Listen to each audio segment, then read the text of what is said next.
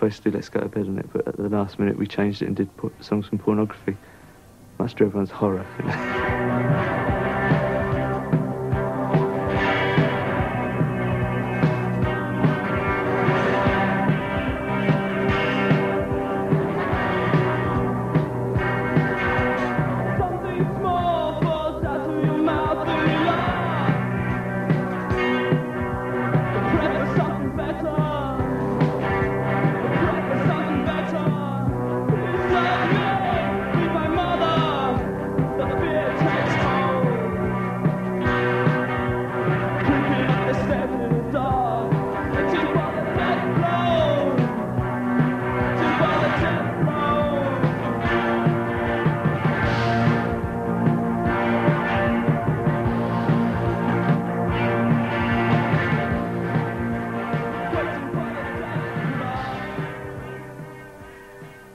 We had like 2 weeks from being told to actually performing, and it was all just thrown together, and it was really good fun, and I actually enjoyed myself like I hadn't for about 2 years, and I just felt really like I was singing.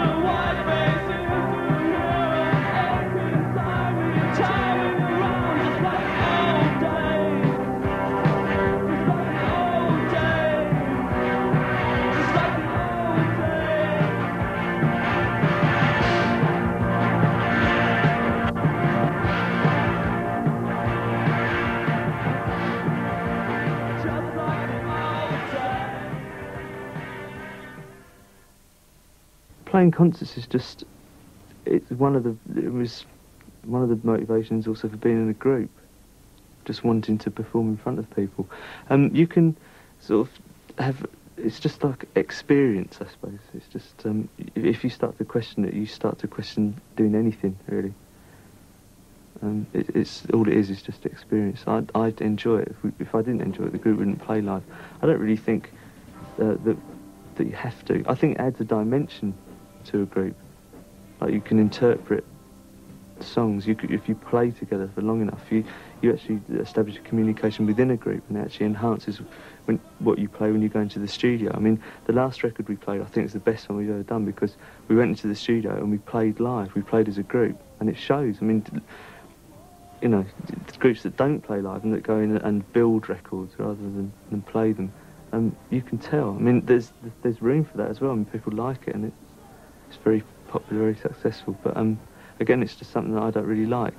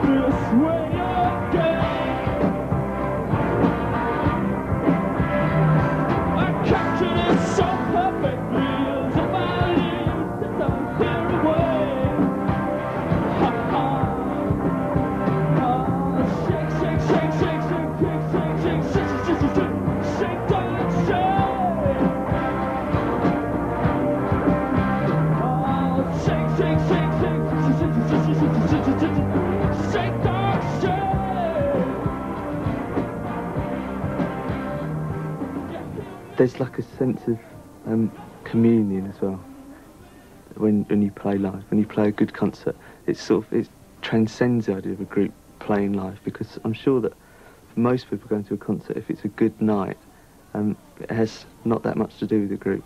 It's like you meet other people that like what you like, and it's just a whole event, and that's what I like, is the atmosphere of that, being part of that. It's something that, making all the records in the world, you just can't get that. You can't actually get that kind of physicality.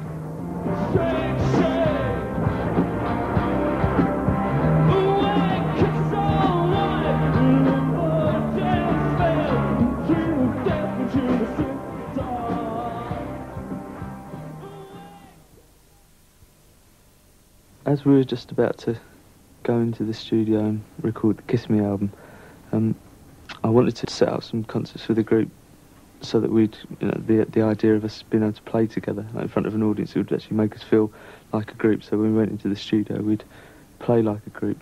And I thought, when we come out of the studio, we're going to have a lot of new songs, so therefore when we go out and play live again, we're going to be playing a lot of new songs. So we're going to have to discard a lot of the old songs. And I just wanted to capture us at that point, playing everything that that we'd recorded up to that point, because I thought we were playing really well. I thought the group sort of looked good and it sounded good, and I just wanted to have it, because no one ever films us, so I just wanted it done on video just for our sake.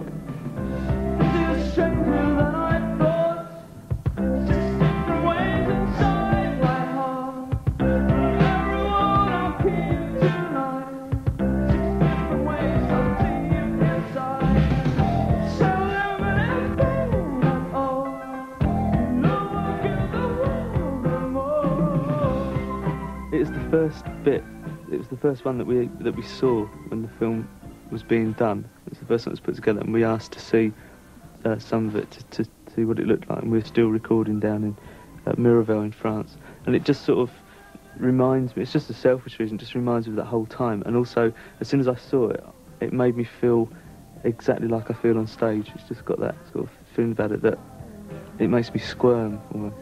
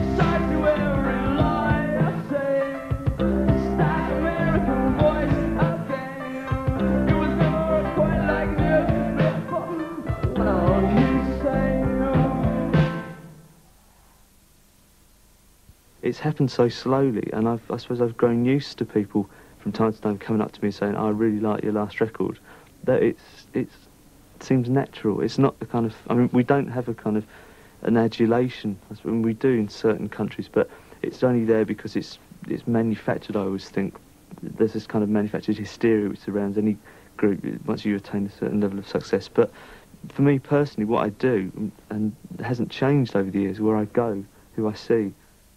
In some types of fame, are secondary to what you do. I mean, you don't become the president of America because you want to be famous, but it goes hand in hand with the job. And it's how I think of what we do. It's regrettable in some ways. In I don't really think I could recognise Ennio Morricone in an Italian restaurant, but he is more famous than I am. And yet in the same Italian restaurant, someone can't say, "Oh, you're that bloke out of the queue, I don't like you." So it differs all the time. There's different degrees of it, and it's just something, I think, if it happens slowly enough and you understand why it's happening and you don't go seeking it, I think it's controllable.